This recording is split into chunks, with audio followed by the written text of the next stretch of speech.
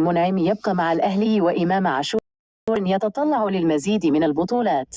كشفت مصادر داخل النادي الأهلي حقيقة الشائعات المتداولة مؤخرا حول انتقال مدافع الفريق محمد عبد المنعم إلى أحد الأندية الخارجية خلال فترة الانتقالات الصيفية المقبلة. وأوضحت المصادر أن عبد المنعم لم يوقع لأي ناد أوروبي حتى الآن، وأن ما نشره على انستجرام كان تعبيرا عن شكره لجماهير الأهلي ودعمهم للفريق في نهائي دوري أبطال أفريقيا، وليس إشارة إلى رحيله.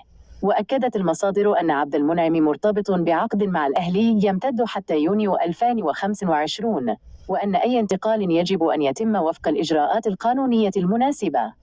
كما نفت المصادر تلقي النادي عروضا رسمية لضم إمام عاشور، مشددة على تمسك الأهلي باللاعب وحاجته لجهوده في الفترة القادمة. وأكدت المصادر أن إمام عاشور يرغب في البقاء مع الأهلي لمواصلة تحقيق البطولات والإنجازات التي حققها الفريق هذا الموسم، وأبرزها التتويج بدوري أبطال أفريقيا على حساب الترجي التونسي. الدين بالعيد هو مدافع جزائري يلعب في فريق اتحاد العاصمة الجزائري، يبلغ من العمر 25 عاما ويعتبر واحدا من قادة فريقه. قدم أداء مميزا مع اتحاد العاصمة، حيث خاض 137 مباراة وسجل 15 هدفا بالإضافة إلى 5 تمريرات حاسمة. في الموسم الماضي من 2022 إلى 2023 توج بلقب كأس الكونفدرالية الأفريقية بعد الفوز على يانج أفريكانز التنزاني. وفي مباراة السوبر الأفريقي 2023 سجل هدف الفوز لفريقه من ضربة جزاء. يعتبر بالعيد واحدا من أغلى لاعبي الدوري الجزائري من حيث القيمة السوقية، حيث تبلغ قيمته حوالي 1.4 مليون يورو. يعتقد أن الأهلي المصري يسعى للتعاقد معه لتدعيم خط دفاع الفريق في الميركاتو الصيفي المقبل.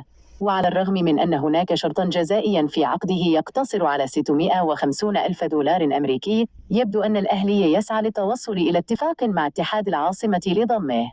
يتوقع أن يعلن الأهلي تعاقده مع بالعيد بعد نهاية فترة التوقف الدولي في شهر يونيو حزيران. بالنسبة أن يوسف أيمن لاعب الدحيل القطري يثير اهتمام النادي الأهلي المصري.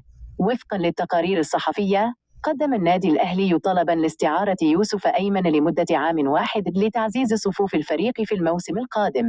يجيد أيمن اللعب في مركزي قلب الدفاع والظهير الأيمن، وقد أظهر مهاراته من خلال إحصائياته مع فريقي الدحيل وقطر. يعتبر يوسف أيمن لاعبا محليا، حيث حصل على الجنسية القطرية بالإضافة إلى جنسيته المصرية. تعلم أساسيات كرة القدم في أكاديمية أسباير القطرية الشهيرة قبل أن ينضم إلى فريق الدحيل في صيف 2017. وقد انتقل بين عدة أندية، بما في ذلك فريق يوبين البلجيكي تحت 21 سنة، ولعب أيضا في صفوف فريقي قطر والسيلية.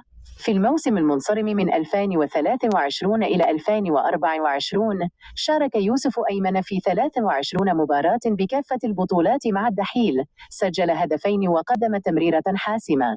يبدو أن الأهلي يسعى لتعزيز خط دفاعه من خلال ضم يوسف أيمن، ونحن